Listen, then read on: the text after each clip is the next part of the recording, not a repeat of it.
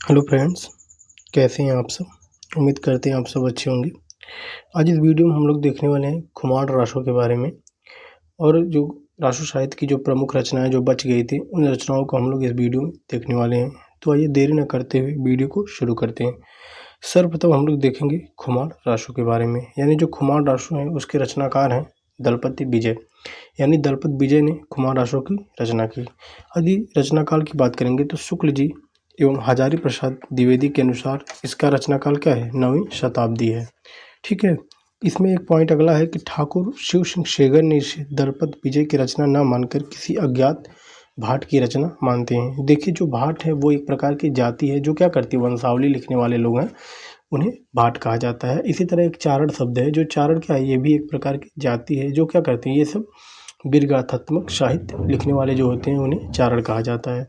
अब हम लोग देखेंगे इस रचना के बारे में और भी तथ्य जो कि आगे हैं। तो इसमें आगे है वर्ण विषय, यानी इस रचना का वर्ण विषय क्या है। देखिए, इस रचना में चित्तौड़ के शासक खुमान और बगदाद के खलीफा के मध्य हुए युद्ध का चित्रण है। इस युद्ध में खुमान की विजय हुई थी। यानी ये जो रचना है खुमान राशो, इसमें क्या है, जो चित्तौड़ के शासक खुमान हैं और जो बगदाद के खलीफा हैं उनके मध्य हुए युद्ध का चित्रण है। और इस युद्ध में खुमार की क्या हुई थी, विजय हुई थी। विशेष तथ्य में हम लोग देखेंगे, पहला पॉइंट है कि इसमें लगभग 5000 छंद हैं। यानी ये पूछेगा कि इसमें छंद कितने हैं, तो 5000 छंद हैं। ये प्रश्न पूछा भी गया है तो इसको आप याद रखेंगे। अगला पॉइंट इसमें है कि इसकी भाषा राजस्थानी हिंदी है। तीसरा पॉइंट इसमें है कि इसकी हस्तलिखित प्रति पूना के संग्रहालय में क्या है, संरक्षित है। यदि ये पूछेगा तो हम ये कहेंगे कि जो इसकी प्रति है वो पूना के संग्रहालय में क्या है, संरक्षित है। ठीक है। आगे इसमें पॉइंट है कि इसमें खुमार द्वारा किए गए 24 युद्धों का उल्लेख है। यानी कितने युद्ध का उल्लेख है, तो 24 युद्धों का उल्लेख इसमें मिलता है। एक चीज़ और इस रचना के बारे में हम जानेंगे कि ये जो रचना है ये हिंदी का प्रथम जयकाव्य कहा जाता है। किसको, खुमार राशो को। ठीक है। अब हम लोग एक कथन देखेंगे जो कि इस रचना के बारे में काफ़ी इम्पोर्टेंट कथन है। कथन है कि इस ग्रंथ की चर्चा हिंदी साहित्य की आदिकाल में नहीं होनी चाहिए। यानी ऐसा कौन मानते हैं कि जो ये ग्रंथ है इसकी जो चर्चा है वो हिंदी साहित्य के आदिकाल में नहीं होनी चाहिए, तो ये मानते हैं हजारी प्रसाद द्विवेदी। ठीक है। यदि प्रयोग छंद की बात करेंगे तो इसमें प्रयोग छंद हैं दोहा, सवैया और कवित्त। ठीक, ये इसमें क्या है, प्रमुख छंद है। अब इसके बाद हम लोग आगे देखते हैं परमाल राशो। ये काफ़ी इम्पोर्टेंट रचना है परमाल राशो। परमाल राशो की यदि रचनाकाल की बात करेंगे तो इसके रचनाकार हैं जगनिक।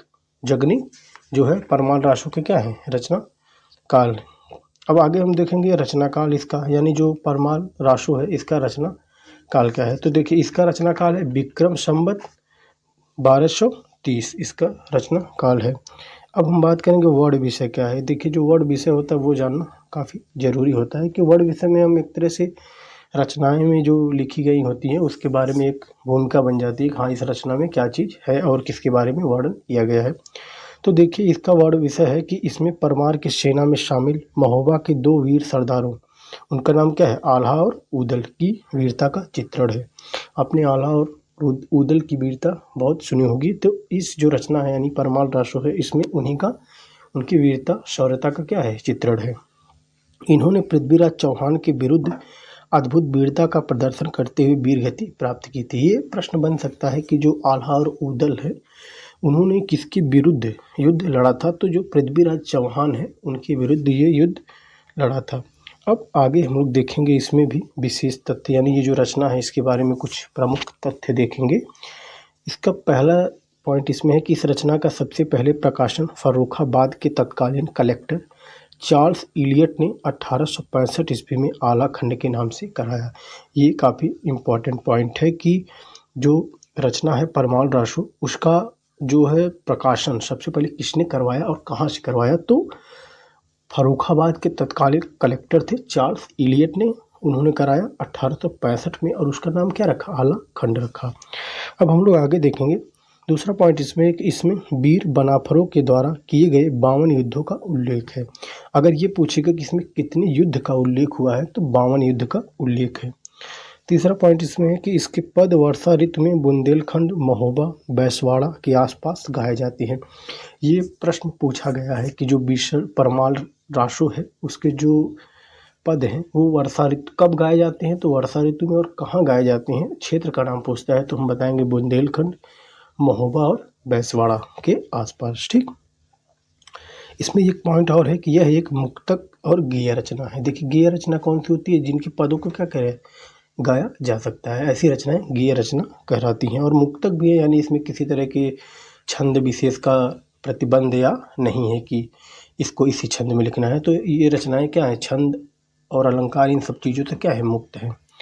आगे हम लोग देखेंगे, अगला पॉइंट इसमें है कि श्याम सुंदर दास ने 1920 ईस्वी में इसका प्रकाशन परमाल राशो के नाम से कराया। हाँ, ये अगर पूछता है कि जो परमाल राशो है उसके नाम से इसका प्रकाशन किसने करवाया, तो श्याम सुंदर दास ने कराया। और कब कराया, तो 1920 ईस्वी में कराया। अगला पॉइंट इसमें है कि वाटरफील्ड ने इसके पदों का अंग्रेजी में अनुवाद किया।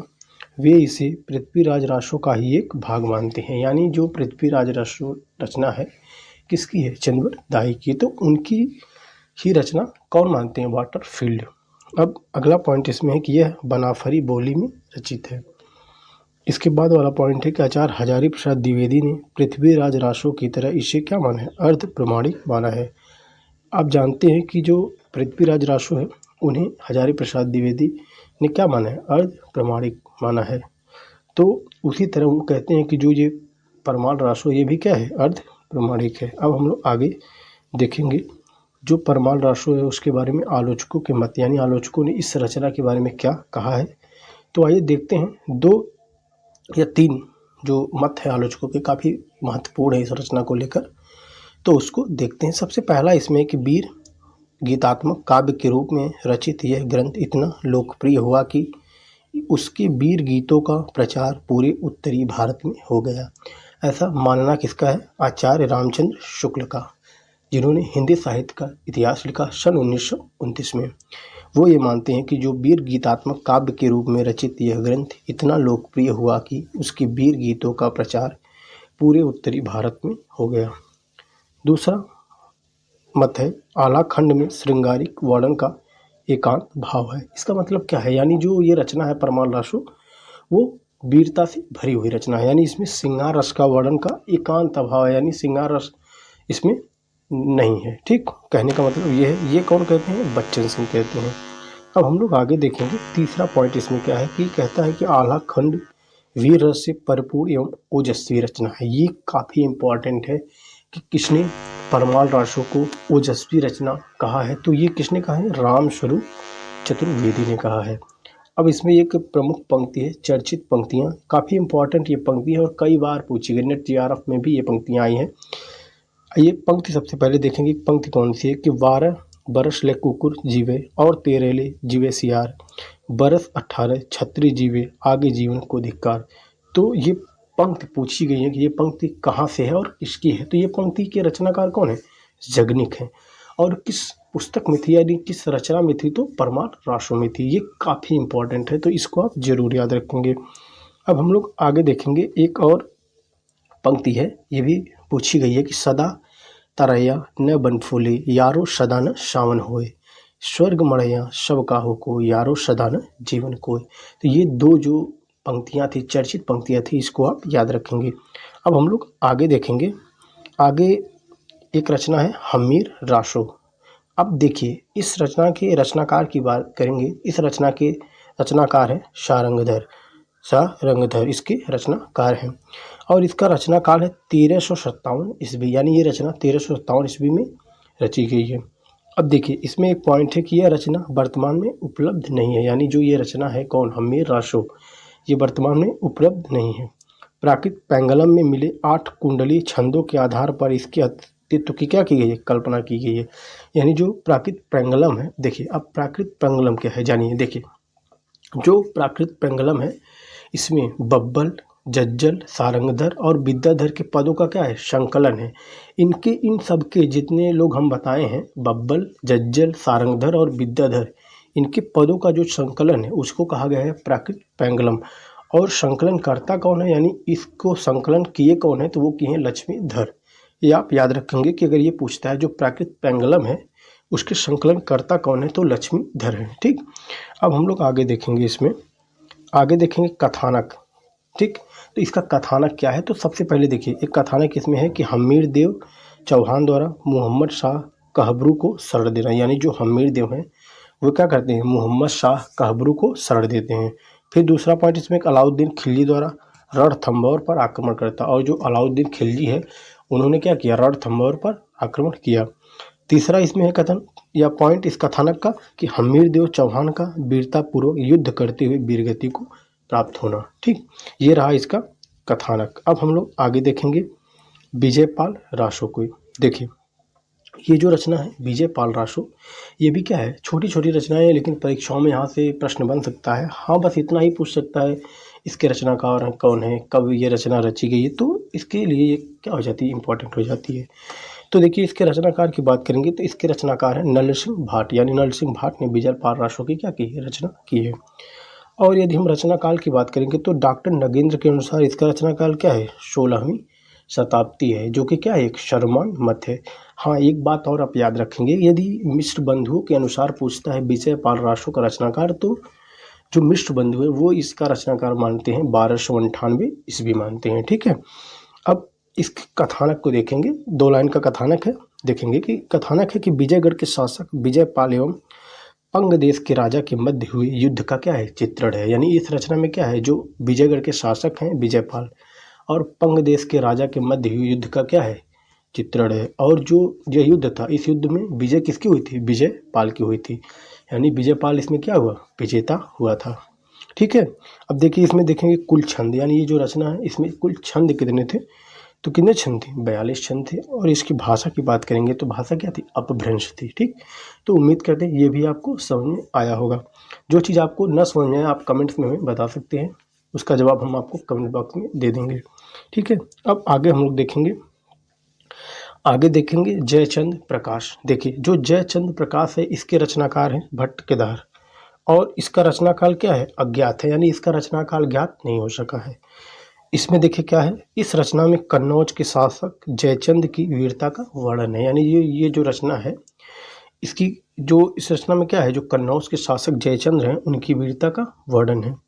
और इसमें एक पॉइंट ये है कि दयाल दास सिंघायत द्वारा रचित राठौरी री ख्यात में इसका उल्लेख मिलता है। अगर ये पूछेगा कि जो जयचंद प्रकाश है इस रचना का उल्लेख कहाँ मिला है, तो किस में मिला है, राठौड़ी री ख्यात में। और ये किसकी रचना है, तो ये रचना है दयाल दास सिंघायत द्वारा रचित है। ठीक, अब आगे देखेंगे, आगे है जय मयंक जस चंद्रिका।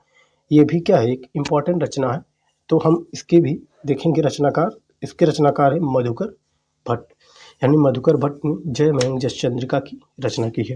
रचनाकाल की बात करेंगे तो इसका रचनाकाल क्या है, 1186 ईस्वी। अब इसमें क्या है, इसमें है इस रचना में कन्नौज के शासक जयचंद की वीरता का वर्णन है। यानी जो पिछली रचना थी जयचंद प्रकाश, उसमें भी क्या था, जो कन्नौज के शासक जयचंद हैं उनकी वीरता का वर्णन था, और इस रचना में भी कन्नौज के शासक जयचंद की वीरता का वर्णन मिलता है। इसमें भी एक पॉइंट ये है कि इसका उल्लेख दयाल दास सिंघायत द्वारा रचित राठौरी री ख्यात में इसका क्या मिलता है, उल्लेख मिलता है। ठीक है, तो ये रही रासो साहित्य की बची हुई रचनाएं जिनके बारे में हम लोग इस वीडियो में चर्चा किए हैं।